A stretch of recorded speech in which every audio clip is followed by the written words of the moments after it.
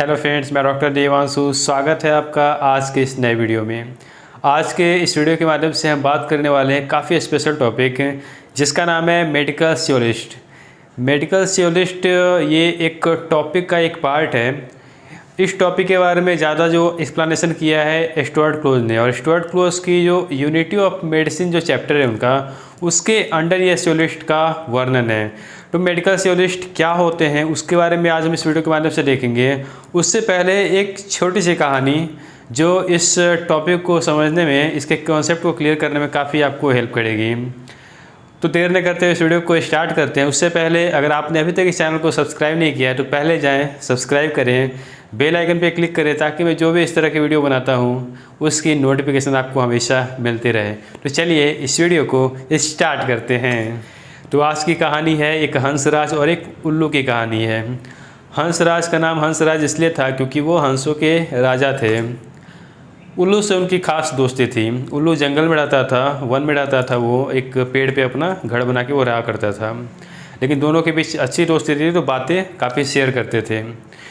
तो उल्लू को एक दिन लगा कि हंसराज तो राजा हैं, तो मैं भी क्यों ना राजा बनने का दिखावा करूं। और वो एक बार जाता है हंसराज के पास, बोलता है कि मैं भी अपने जो उल्लू समाज है हमारे, उनका मैं राजा हूं, उनका प्रतिनिधित्व मैं करता हूं। हंसराज खुश हुआ, अच्छी बात है, तुम भी वहाँ के राजा हो, तुम सबको देखते हो, ये अच्छी बात है। बट उल्लू के मन में एक डाउट रहा कि पता नहीं उसने विश्वास किया कि नहीं, हंसराज को मेरे बातों पे यकीन हुआ कि नहीं। इनको बुलाया जाए एक बार जंगल में और दिखाया जाए अपना साम्राज्य। एक दिन होता क्या है, ये उल्लू के फेवर में एक काम हो गया। जो उस जंगल में रहता था, जंगल के आसपास क्या हुआ, कुछ सिपाही लोग आए। सिपाही लोग भ्रमण कर रहे थे और वहाँ पे रुकते हैं कुछ दिन के लिए। उन्होंने अपना टेंट वगैरह लगाया, वहाँ पे अपना कुछ दिन जो उनको रहना था उसके लिए अपना टेंट लगा के वहाँ रहने लगे। और उल्लू काफ़ी खुश हुआ कि ये अच्छा मौका है कि हंसराज को बुलाते हैं और अपना पूरा साम्राज्य दिखाते हैं कि देखो मेरी गश्ती में कितने सिपाही लोग भी यहाँ रहते हैं। जाता है तालाब के पास, हंसराज को बोलता है तुम मेरे मित्र तो हो लेकिन तुम मेरे घर नहीं आते हैं, तुम कैसे मित्र हो। तो हंसराज बोला ठीक है चलो आज चलते हैं। जब वो आता है वहाँ पे देखता है, अरे इतने सारे सिपाही इसके मतलब पेड़ के चारों बगल उन्होंने अपना टेंट लगा के रह रहे थे। वो उल्लू बोला कि देखो ये मैं राजा हूँ और ये सारी मेरी जो है मेरे सिपाही हैं और मेरा ये हुक्म मानते हैं, मैं जो बोलता है वो ये करते हैं।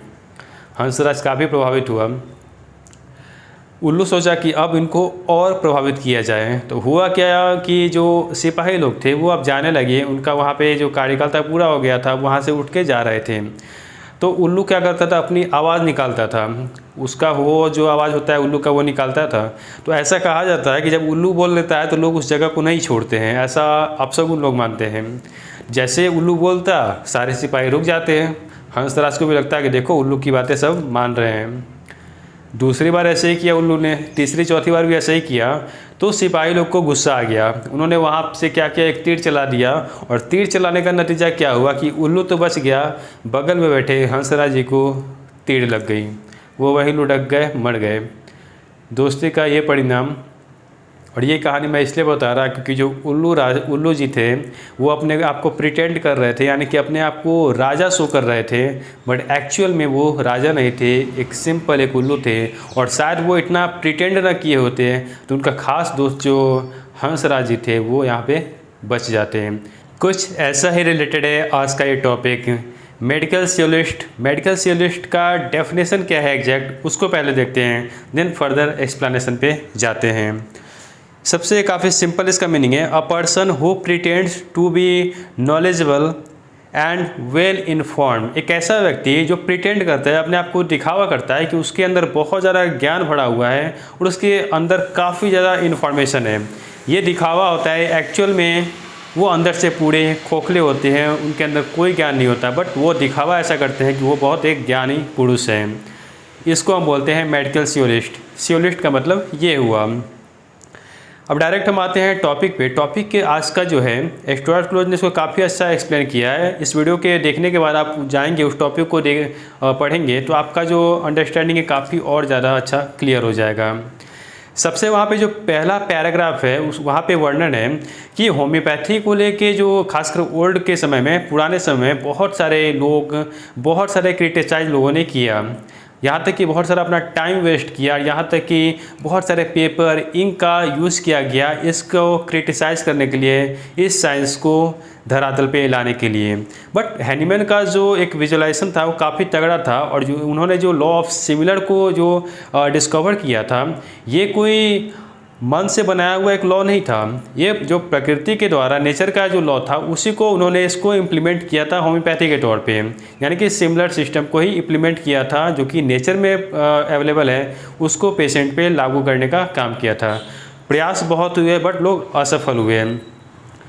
और किसी भी अगर आप कोई भी अगर साइंस है, कोई भी अगर सिस्टम है, उसके बारे में अगर आपको कुछ बोलना होता है, अगर आप उसके बारे में कुछ अगर क्रिटिसाइज़ करना आपको होता है, उससे पहले उसका थॉरो नॉलेज आपको होना चाहिए, उसके बारे में आपको एक कॉन्सेप्ट पता होना चाहिए।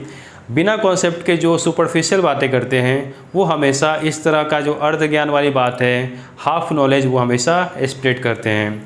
खासकर आपने देखा होगा जब डॉक्टर हेरिंग की बात आती है, डॉक्टर हेरिंग भी आए थे होम्योपैथी को क्रिटिसाइज़ करने के लिए, उसके खिलाफ बहुत सारे आर्टिकल मैगजीन लिखने के लिए, ताकि इसको धरातल पे लाया जाए, इसको यहाँ पे बंद किया जाए। बट डॉक्टर हेरिंग ने जब इसको समझा, इसको पढ़ा, इसके वे ऑफ ट्रीटमेंट को, प्रिंसिपल को समझा, तो उससे काफ़ी ज़्यादा इन्फ्लुएंस हो गया और यहाँ तक उन्होंने एलोपैथिक प्रैक्टिस छोड़ के होम्योपैथी को ही एक्सेप्ट कर लिया।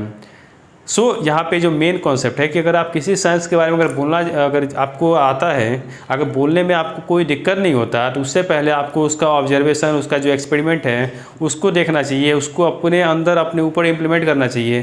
देन फर्दर आपको सामने स्टेज पकड़ के जितना हल्ला करना है उतना आपको करना चाहिए।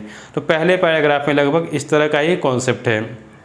एक और यहाँ पे बात याद है कि हुफलैंड रिमार्क जो आपने देखा होगा, सिम्टम हट जाते हैं बट डिजीज़ वहीं पे रह जाता है। ये होम्योपैथिक ट्रीटमेंट में ऐसा होता है, ये हुफलैंड ने बोला था। ये कितनी एक बेवकूफ़ी वाली बात है कि हम जब भी टोटालिटी की बात करते हैं तो सिम्टम को कलेक्ट करके या डायग्नोसिस होती है या होम्योपैथिक टोटालिटी फॉर्म होती है, और उस टोटल सिम्टम को अगर रिमूव कर देते हैं तो डिजीज़ कैसे बचा रहेगा, क्योंकि collection of symptom he disease को फॉर्म करता है। इस तरह की बेवकूफ़ियाँ, इस तरह के जो बातें ओल्ड के समय में काफ़ी ज़्यादा होती थी, और इससे रिलेटेड बहुत सारे आर्टिकल लिख के वो यहाँ पे स्टुअर्ट क्लोज बोल रहे हैं कि वो इंक बर्बाद करते थे, पेपर बर्बाद करते थे और अपना टाइम वेस्ट करते थे। अब आता है दूसरा पॉइंट, जब जितने जो क्रिटिक्स हुए, जितने भी क्रिटिक्स, जितने आर्टिकल छपे, जब आप उसको वहाँ पे देखेंगे, डॉक्टर स्टुअर्ट क्लोज का ऐसा कहना है, उसको आप देखेंगे तो उसमें जो भी पॉइंट है वो किसी भी एक साइंटिफिक माइंड वाले व्यक्ति का लिखा हुआ है ही नहीं। यानी कि जिनको साइंस के बारे में थॉरो नॉलेज है, जिनको इसका कॉन्सेप्ट पता है, उनके द्वारा इस तरह का क्रिटिक्स किया ही गया ही नहीं। यहाँ तक कि आप हेरिंग की बात करें तो हेरिंग भी इससे प्रभावित हो गए थे, क्योंकि हेरिंग एक साइंटिफिक व्यक्ति थे और इसलिए वो इससे प्रभावित हुए। तो वहाँ पे जितने भी नाम हैं वैसे लोग हैं जिनको सुपरफिशियल नॉलेज है, अपने आप को प्रिटेंड करना चाहते हैं, अपने आप को क्या बोलते हैं, वायरल करना चाहते थे, वैसे लोग इस तरह की बातें करते थे और इस तरह का जो आधा ज्ञान वाली बातें किसी भी सिस्टम के खिलाफ वो बोलते थे। और ख़ासकर होम्योपैथी इसलिए क्योंकि ये सिमिलर सिद्धांत पे वहाँ पे वर्क कर रही थी। तीसरे पैराग्राफ में भी यहाँ पे वर्णन है कि जो भी व्यक्ति है अगर उसको साइंस के बारे में अंडरस्टैंड है, वो उसके बारे में उस कॉन्सेप्ट को समझता है, तो कभी इस तरह की बातें नहीं करेगा। क्योंकि कहा भी जाता है कि साइंस एक दूसरे से इंटर रिलेटेड होता है, हर एक का अपना एक स्थान है, हर एक साइंस एंड आर्ट जो भी है कि स्कोप किसी का इतना है, किसी का स्कोप इस एस्पेक्ट पे है, तो हर तरह से दोनों एक दूसरे से इंटर रिलेटेड हैं। सो जो भी जो साइंटिफिक माइंड के व्यक्ति थे वो इस तरह की जो उटपटांग बातें या बोल सकते हैं इस तरह का जो अनसाइंटिफिक बातें वहाँ पे नहीं किया करते थे। ये थर्ड पैरा का ये जिस्ट है। फोर्थ पॉइंट यहाँ पे ये है कि बहुत सारे लोग जो इस प्रोफेशन में इंटर कर जाते हैं और जो भी साइंटिफिक वे है, साइंटिफिक तरीके से उनको पढ़ाया नहीं जाता। मैंने एडमिशन ले लिया कॉलेज में, कॉलेज ने मुझे उस तरीके से ट्रेन नहीं किया, साइंटिफिक तरीके से ट्रेन नहीं किया और मैं प्रैक्टिस में उतर गया। तो मैं क्या करूँगा, सुपरफिशियल नॉलेज के माध्यम से मैं पेशेंट की लाइफ के साथ खिलवाड़ी करूँगा। बट यहाँ पे एक पॉइंट ये भी है कि अगर साइंटिफिक रूप से आपको ट्रेंड नहीं किया गया बट आपके अंदर इनेट एबिलिटी है, आपके अंदर एक मतलब डिस्पोजिशन है, आपको पढ़ाई करने में काफ़ी रुचि है, तो आप अपने आप को उस तरह से तैयार करते हैं और जो भी साइंटिफिक तरीका है, जो भी साइंटिफिक मेथड है उसको आप समझते हैं और उस वे में आप आगे फर्दर उसको इम्प्लीमेंट करते हैं। एक पॉइंट यहाँ पे ये भी जिक्र है कि अगर ठीक है आपने इस चीज़ को अच्छे से नहीं समझा तो आप अपने प्रैक्टिस तक ही सीमित रहें, ये आपके लिए बेटर है। यानी कि हमने साइंटिफिक जो वे है उसको अच्छे से नहीं समझा, तो हमको केवल प्रैक्टिस तक ही सीमित रहना चाहिए, तभी आपको जाके माफ़ी मिल सकती है। यहाँ पे इस लाइन का जिक्र है शुड बी फॉरगिवन। प्रैक्टिस तक सीमित है ये बेटर है, लेकिन आप अगर इन्वाइट करते हैं, लेकिन आगे बढ़ते हैं और मैगजीन में बहुत सारे आर्टिकल पब्लिश करने लगते हैं जिसके बारे में आपके पास जो नॉलेज है सुपरफिशियल है, ये एक बहुत बड़ा एक तरह से बोल सकते हैं क्राइम है, क्योंकि आप सुपरफिशियल नॉलेज को आगे फर्दर ट्रांसफ़र कर रहे हैं, जो दूसरा जो व्यक्ति है उस चीज़ को ही वो एक्सेप्ट करेगा।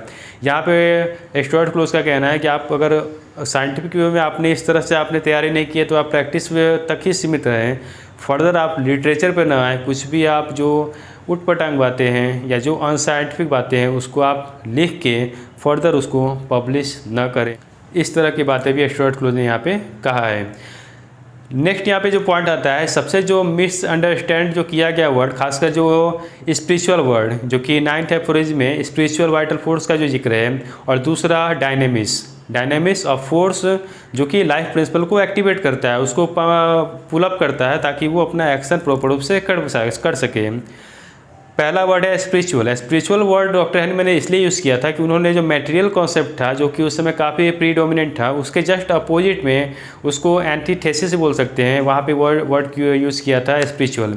यानी कि मटेरियल, उसके अपोजिट में इमैटेरियल को उन्होंने स्पिरिचुअल से रिलेट किया गया था, लेकिन इस वर्ड को काफ़ी ज़्यादा मिसअंडरस्टूड कराया गया। दूसरा डायनेमिक्स वर्ड को काफ़ी ज़्यादा इसके बारे में इसको एक मिस्टीरियस वर्ड से जोड़ा गया कि कुछ ऐसा पता नहीं संदिग्ध वर्ड है, रहस्यमय वर्ड है, इस तरह की बातें भी इससे काफ़ी ज़्यादा रिलेट की गई। तो खासकर दो वर्ड स्पिरिचुअल और डायनेमिक्स वर्ड को काफ़ी ज़्यादा इसके अर्थ को दूसरे वे में बताने की कोशिश की गई। बहुत सारे जो उस समय लोग थे जो अपने आप को प्रिटेंड करना जानते थे, जिनके अंदर कोई साइंटिफिक नॉलेज था नहीं, बट वायरल होने के लिए इस तरह की बातें किया करते थे। कुछ इस तरह का कॉन्सेप्ट है आपको ये मेडिकल सियोलिस्ट में। आई होप आपको ये वीडियो पसंद आया तो एक लाइक ज़रूर करें। मिलते हैं एक नए वीडियो में एक नए टॉपिक के साथ, तब तक के लिए बाय। अपना ध्यान रखें, खुश रहें, स्वस्थ रहें। जय हिंद, जय भारत, जय होम्योपैथ।